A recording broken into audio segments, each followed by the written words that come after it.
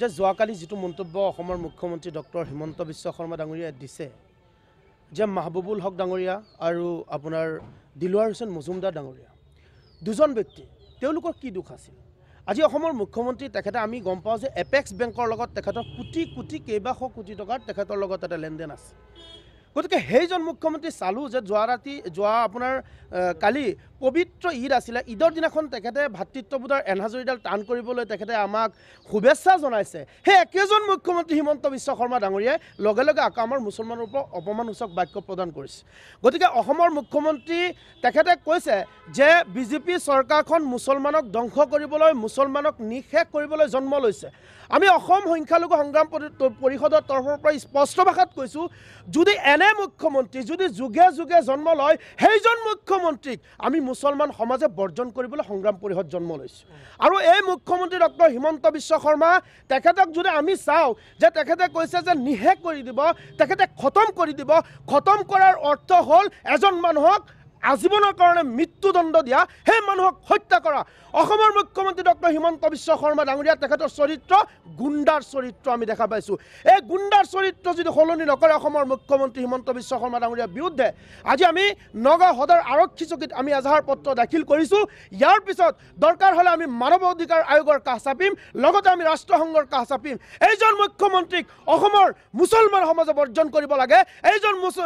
মুখ্যমন্ত্ৰী হিমন্ত বিশ্ব শৰ্মা ডাঙৰীয়া কোনোদিনাই মুছলমান বা হিন্দুৰ মুখ্যমন্ত্ৰী হ'ব নোৱাৰে এজন নিজৰ গদিখনক অলংকিত কৰিবলৈ এজন সাম্প্ৰদায়িক মুখ্যমন্ত্ৰী গতিকে আমি স্পষ্ট ভাষাত কৈছোঁ অসমৰ মুখ্যমন্ত্ৰী ডক্টৰ হিমন্ত বিশ্ব শৰ্মা ডাঙৰীয়াক আমি চেলেঞ্জ কৰিছোঁ আপুনি আমাৰ মুছলমান সমাজক আপুনি যিমানখিনি কৰি আছে ইয়াৰ বিৰুদ্ধে আমি থাকিম আৰু লগে লগে আমি এটা কথা স্পষ্টকৈ কৈছোঁ যিসকল মুছলমান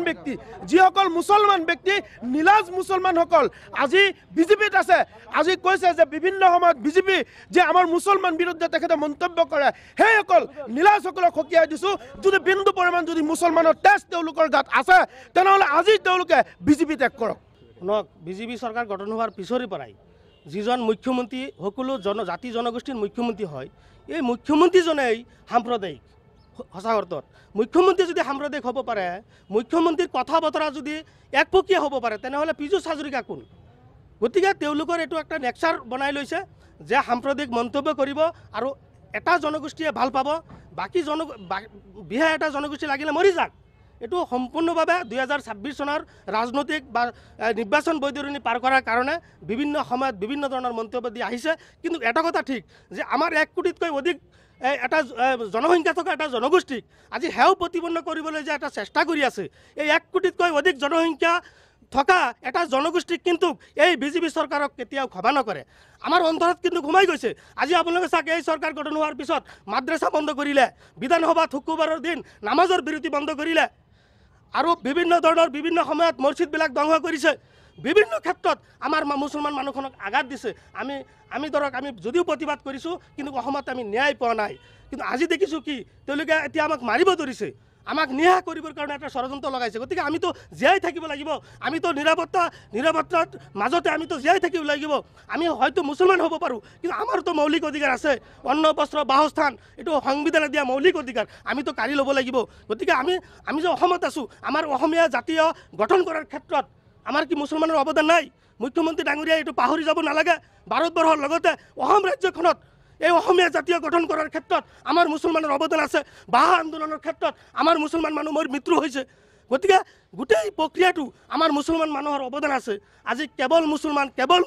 টোপনিৰ পৰা উঠি পেলাই মুছলমানৰ ভৰি দেখা টোপনিৰ পৰা উঠি পেলাই কেৱল খালি মুছলমানৰ বস্ত্ৰ দেখা কিয় মুখ্যমন্ত্ৰীৰ এনেকুৱা কিয় চৰিত্ৰ গতিকে মুখ্যমন্ত্ৰী ডাঙৰীয়াক আমি আহ্বান জনাইছোঁ ৰাইজে আপোনাক এটা জাতি বা এটা জনগোষ্ঠীক নিয়া কৰাৰ কাৰণে মুখ্যমন্ত্ৰী পতা নাই ৰাইজে মুখ্যমন্ত্ৰী হিচাপে আপোনাক দায়িত্ব দিছে যে অসমৰ বিভিন্ন জাতি জনগোষ্ঠীৰ উন্নয়নমূলক কাম কৰি অসমখন 5টা ৰাজ্যৰ ভিতৰত কেনেকৈ আগবাঢ়ি লৈ যাব আৰু তেনেকুৱা নকৰি পেলাই কেৱল আপুনি সাম্প্ৰদায়িক মন্তব্য কৰে এইটো কি চৰিত্ৰ কি ধৰণৰ এইটো অভ্যাস এইটো আপুনি পৰিৱৰ্তন কৰক অন্যথাই 2026 চনত লাখ মুছলমান মনত ৰাখিব লাখ মুছলমান একত্ৰিত হৈ এই চৰকাৰখন নিয়া কৰাৰ কাৰণে 1 ইঞ্চি কণ্ট্ৰিবিউট নকৰে মই সংগ্ৰাম পৰিষদৰ পৰা আমি সকীয়াই দিছোঁ